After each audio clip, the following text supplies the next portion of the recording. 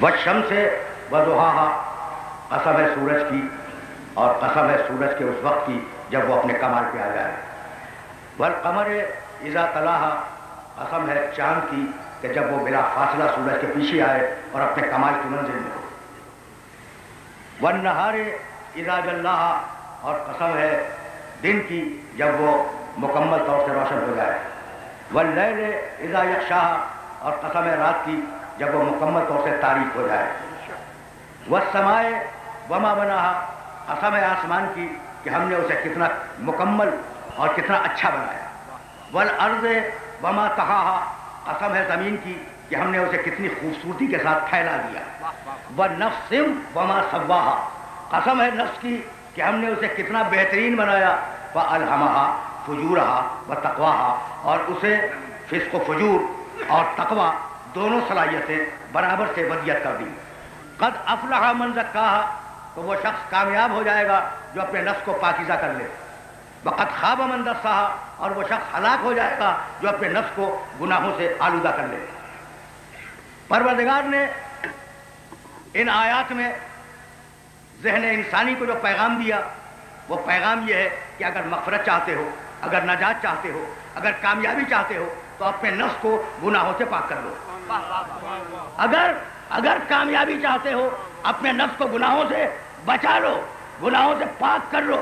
بھائی وہ کون سی چیزیں ہیں جو انسان کو گناہوں میں آلودہ کرتی ہیں، اور وہ چیزیں کیا ہیں جو انسان کو گناہوں سے دور رکھتی ہیں، پاکیزہ بنا دیتی ہیں؟ انہیں سمجھنے کے لیے 2 دقیقوں کا لمحہ فکر. دیکھو سب جانتے ہیں، میرا کوئی محترم سننے والا ایسا نہیں ہے جو نہ جانتا ہو کہ نماز پڑھنے میں ثواب ہے، نماز نہ پڑھنے میں عذاب ہے. نماز پڑھنے میں ثواب ملے گا، نماز چھوڑنے سے عذاب ہوگا. تو نماز پڑھو ثواب ملے، شوق نماز پڑھوائے گا، شوق نماز پڑھوائے گا. اور دیکھو اگر نماز نہ پڑھی تو عذاب آ جائے گا، خوف نماز پڑھوائے گا.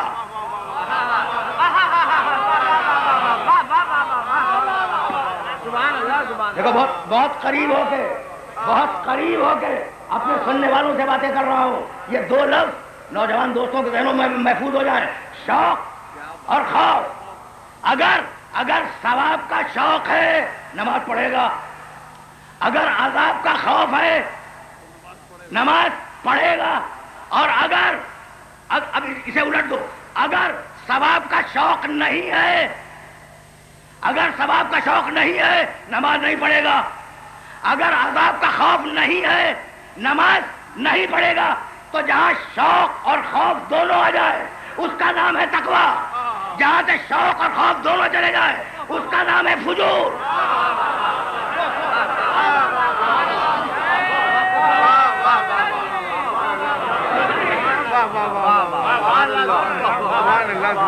وَنَفْسٍ وَمَا سَوَّاهَا، کیا عمدہ نفس ہم نے بنایا ہے. آسمان گواہ ہے، زمین گواہ ہے، سورج گواہ ہے، چاند گواہ ہے، روز و شب کا آنا جانا گواہ ہے. کتنا اچھا نفس ہم نے بنا دیا. بھائی رکے رہنا، اس لیے کہ جانا بہت دور ہے. تو اب کون شوق کی طرف مائل کرے، کون عذاب کے خوف میں مبتلا کرے؟ اس طاقت کا جو انسان کو شوق دلاتی ہے ثواب کا اور خوف دلاتی ہے عذاب کا، اس طاقت کا نام ہے عقل. دیکھو چونکہ گفتگو کر رہا ہوں میں سطح عمومی سے بہت بلند گفتگو کر رہا ہوں، لیکن میں جانتا ہوں کہ یہ جو مجمع بیٹھا ہوا ہے نا یہ بھی سطح عمومی سے بلند ہے. وہ جو سطح عمومی ہے نا عام، اس سے بلند مجمع ہے. اس لیے میں نے ان مسائل کو چھیڑا. تو اب عقل کا کردار سامنے آیا. اب ذرا سنتے جاؤ اور اس بات کو ذہن میں محفوظ رکھو کہ عقل کا کردار کہاں آتا ہے. سورہ یاسین میں آواز دی کہ انسان میں 3 چیزیں ہیں، سب کو معلوم ہے. سبحان الذی خلق الازواج کلھا مما تنبت الارض ومن انفسہم ومما لا یعلمون. ہم نے کائنات کے سارے جوڑوں کو 3 چیزوں سے بنایا. جسم دیا، روح دی، نفس دیا. تو ہر انسان میں جسم ہے، ہر انسان میں روح ہے، ہر انسان میں نفس ہے. توجہ رہے، اب ان تین چیزوں سے مل کر جو مزاج بنے گا وہ بھی تین قسموں پہ ہوگا. بھائی جسم ہے تو فطرت آئے گی، روح ہے تو عقل آئے گی، نفس ہے تو خواہش آئے گی. دیکھو اخلاقیات کے اور فلسفے کے دقیق ترین مسائل ہیں جو اپنے سننے والوں کی خدمت میں ہدیہ کر رہا ہوں. اگر تمہارے پاس جسم ہے تو فطرت کا تقاضے تو پورے ہوں گے، فطرت تو آئے گی، تمہارے مزاج میں فطرت تو ہوگی، ہے نا.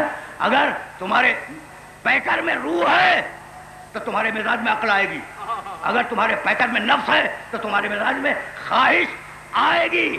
سب کچھ عقل نہیں ہے. بھائی توجہ رہے، روک رہا ہوں اپنے سارے سننے والوں کو. سب کچھ عقل نہیں ہے. کبھی کبھی ایسا بھی ہوتا ہے کہ خواہش عقل کو دبا لیتی ہے. مثال دوں گا. اب دیکھو موضوع ایسا نا تہذیب نفس و تہذیب حاضر. مثال دوں گا تاکہ میرے سننے والوں تک میرا پیغام پہنچ جائے. کبھی کبھی خواہش، بھائی سننا، بہت نازک مرحلہ فکر ہے. جس نازک مرحلہ فکر پر روک رہا ہوں.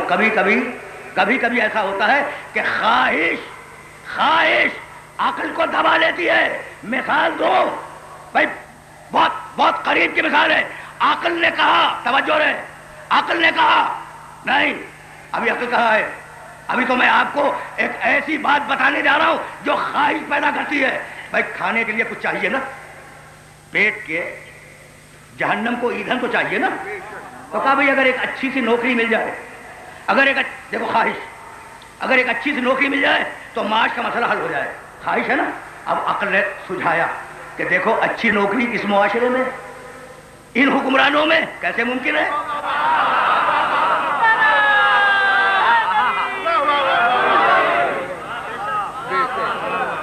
بھائی جنہیں خود مال بٹورنے سے فرصت نہیں ہے وہ دوسروں کو کیا دیں گے؟ ٹھیک ہے نا. سنے جاؤ. اچھا تو اب خواہش ہوئی کہ اچھی سی نوکری مل جائے. اب عقل نے طریقہ سجھایا.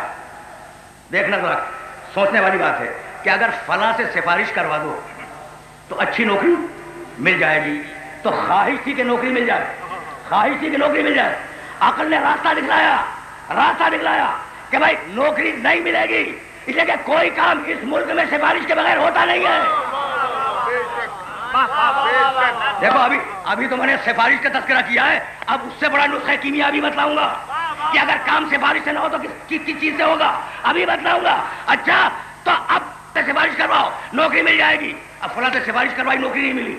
اب اگر سوچتے بیٹھ گئے کہ بھائی سفارش سے تو نوکری نہیں ملی، تو اب نوکری دوبارہ چاہیے. تو اب ایک طریقہ اس ملک میں رائج ہے اور وہ یہ ہے کہ کسی بڑے کو رشوت دے دو، نوکری لے لو.